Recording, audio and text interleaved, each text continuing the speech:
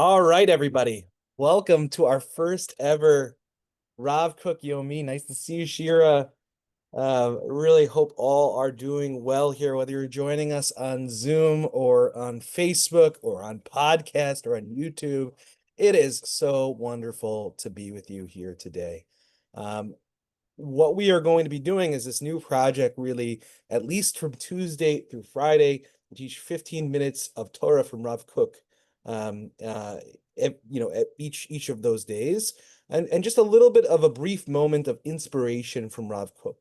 And the reason of this is really important. One, Rav Kook's Torah is beautiful. Rabbi Avraham Yitzchok HaKohen Kook was the first chief rabbi of Mandate Palestine, first Ashkenazic chief rabbi of Mandate Palestine. And what I mean by Mandate Palestine is Israel before the creation of the actual state. That's why we say Mandate Palestine under the British. And so we're going to be learning his Torah. It's beautiful. It's amazing. But really, the reason I think we're going to be learning from Rav Kook is really the situation we're in as a Jewish world, Jewish community. Obviously, we see that Israel is under so much pressure, and there is so much hatred of Israel in the world right now, which is awful and terrible. So much anti-Semitism, obviously, that we're fighting as a community, and I think we're fighting politically, we're fighting physically, but I think we also have to fight spiritually as well. And the way we can do this is to maintain a healthy spiritual connection to the land of Israel. And by doing so, maintaining that connection, we're able to remain connected to Israel and sort of orient ourselves towards where we should be looking and how we should be connecting to Eretz Yisrael. So that's what we'll be doing, and that's why we're doing it. So without further ado, let's jump in, because this is brief and I don't want to talk too long without learning some Torah. So let's do it. We're going to be learning from Rabbi Avraham Yitzchok HaKohen's famous sefer called Orot. This is what it looks like. Orot means lights. And this collection was put out actually in the 20s, even before the creation of the state of Israel, and really sort of it was arranged and edited by his famous and illustrious son, Rabbi Tzvi Yehuda Kook. And in order to explain sort of what our Judaism should look like now that we live in Eretz Yisrael, now that there is an Eretz Yisrael that has a Jewish sovereignty over it. And he really faced these issues of Jewish sovereignty, Israel, our connection to Eretz Yisrael. And that's what this sefer really, I think, talks about in a beautiful way. So we're going to really try to internalize its message, and we're not going to make it through a whole teaching today because of my commentary and everything like that. What I'll do is I'll translate it from the Hebrew into English, and we'll go from there. So he says, Eretz Yisrael, the land of Israel. This is the beginning of the Sefer. It's a section called Eretz Yisrael, his section on the land of Israel, and this is the first chapter. Eretz Yisrael einena devar chitoni. The land of Israel is not something that is an exterior thing, an outside thing, right? Something that is outside of us, something that we use for a certain time and then throw away or throw asunder. It's not something outside of who we are. And he further describes this kinyan chitoni le'uma, like some kind of external possession that the nation has. Rak bator emtsei lamatara shel hitagdut klalit vehechazgat kiyuma ahumri or afilu haruchani. And this Rav Kook's Hebrew is beautiful, but it's a lot of very flowery words. But he says that what we mean by this, of something that is exterior to who we are, that Israel is not something that is just an intermediary, an emtsai, right? Lamatara shel hitagdut klalit, that the only purpose of the state of Israel and Eretz Yisrael in general, right? Eretz Yisrael, he's not saying the state of Israel, he's saying Eretz Yisrael, the land of Israel, right? It's very important to distinguish between the holiness and the kedusha of the land of Israel, regardless of Jewish sovereignty or whatever government controls it, versus Medina Israel, which of course is the state of Israel, which didn't exist in his time. So he says that Eretz Yisrael should not be some kind of intermediary that for Jewish unity, right? That somehow it'll sort of bring us all together, which it will. Israel does bring us together in a lot of ways because we have to live together and build a nation together as a Jewish people. I think it certainly does unify us in a lot of ways. But he's saying that should not be its central purpose, just to sort of ingather the Jewish people in one particular place. Or the hechazkat kiuma achumri, right? Or, and again, this was very popular amongst many political Zionist thinkers in Rav Kook's time, right? Who were really, this was a very popular message, that Israel should not be some kind of way to keep the Jewish people alive and physically. Like if they live in Galut or they live in somewhere else, they'll be the target of anti-Semitism and they'll be they will not be able to survive, right? And so they need to all leave to Israel in order to survive, right? So this is the argument that Leo Pinsker makes in his famous essay, Auto-Emancipation. This is the argument that Herzl made for a state of Israel. Many political Zionists, this was the main reason for their Zionism, right? Was to save the Jewish people in a very physical way, that there was a feeling that they would be murdered, killed, involved in pogroms. And so for that reason, they need to escape. So that was a whole wing of Zionists, the political Zionist party, right? There are also other Zionists as well. And he talks about these people, or afilu aruchani, he says, that Israel shouldn't even be some kind of spiritual intermediary. So what does he mean here by a spiritual intermediary? I think it's a really interesting question. I have many wonderful commentaries on Orot, really great commentaries by Rabbi Tzvi Yehuda. Kook wrote a multi-volume commentary on the Sefer, as well as Rabbi Shlomo Aviner. These are real leaders in the religious Zionist community right now. So I've been reading their Perush and their commentaries. And basically what Rabbi Aviner says in this particular area, I think is really beautiful. And he says there are two other groups. One, there is the Achad A'am cultural Zionists in the Zionist party, right, who said the reason that we should have Eretz Yisrael, or we should build a sovereign nation in the land of Israel, is to have a center where Jews don't assimilate, right, and are able to flower and build a native culture, right, that's not mixed in with other things, but rather they're able to build a Jewish culture, Jewish poems, Jewish food, Jewish sports, Jewish ideas, right?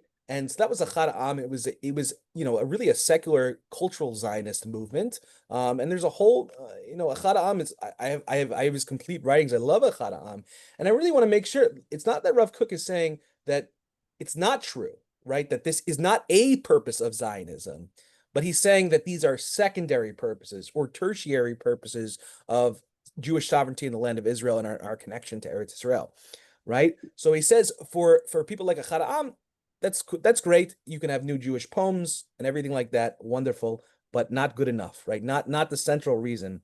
And Rav Aviner also says this is also the religious Zionists who say that the reason that we have to have a Jewish sovereignty in the land of Israel is so we can do the mitzvot that are connected to the land, right? There's a whole bunch of mitzvot that we could, mostly the agricultural laws, that we can't do unless we live in the land of Israel. So there's this excitement about living in the land of Israel so we can do the mitzvot that are specifically connected to the land.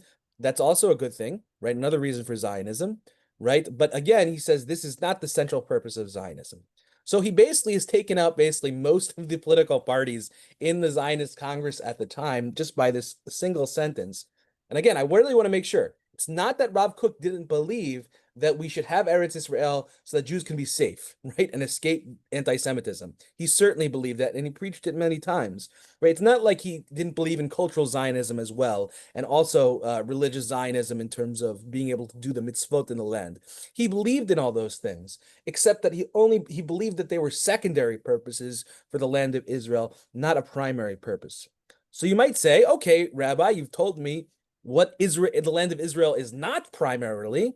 So what should the relationship be to Eretz Israel? He states it, I think, really, really wonderfully here. He says, Eretz Yisrael hi chativa atzmutit kashura bekesher achayim im ha'umah. He says the land of Israel is a chativa, which is almost like a package or a bundle, right? To bundle something together. So he calls it a chativa atzmutit, right? An essential bundling, right? atzmut or atzmutit means essential or identity, right? Part of the very essence, the way we use the word essence in English these days, right? That it needs to be something that is atzmutit, a bundling together that is essential to who we are. Kishora bekesher achayim ima uma, and it is connected with a living, breathing connection with the nation, right? That this connection we have to Eretz Yisrael as an ummah, as a nation, as a people, right, is this living, real relationship that we have that is very much alive, and it's very much connected to the essence of who we are as a nation. That there is no Judaism without Israel. There is no Judaism without Jews at least yearning to live in the land of Israel, if not actually living there, right? That's what he's saying, which is it is essential to who we are as a people. And this is when people say, well, has anti-Zionism are we mixing anti-Zionism with anti-Semitism? Is Judaism, is Israel and a relationship with Israel a central part of Jewish identity? And our community believes, yes, it is a central part of, we don't have Judaism without Israel. It is a central part to who we are. Now, I'm not saying there needs to be that we don't have Judaism without a state of Israel, but we don't have a Judaism without at least a yearning to live in the land of Israel and a yearning to connect to the land of Israel, that it is an essential part of who we are. And he finishes this paragraph off by saying, I love the language he uses, Chabuka besgulot panimiot im mitziuta, right? It is chabuk. Chabuk is what in Hebrew? A hug. Right? It's like a hug, beskulot pnimiot, right? It embraces our inner treasures. So segulot is an interesting word in Hebrew. It means like almost like treasure or something really special or a unique quality about somebody, right? So this connection, this living connection we have to Eretz Yisrael, right, it enables to reveal our inner glory, our inner specialness within its existence, right? So when the Jewish people live and are connected to Eretz Yisrael, what he's saying here is that their inner qualities, their inner special qualities are revealed in a much greater way. So this is going to be very important, that we can't really reveal ourselves and be who we are until we are connected to Eretz Yisrael. It's essential to who we are. And I love the Rav Aviner's commentary on this, because I think this really hits home for us.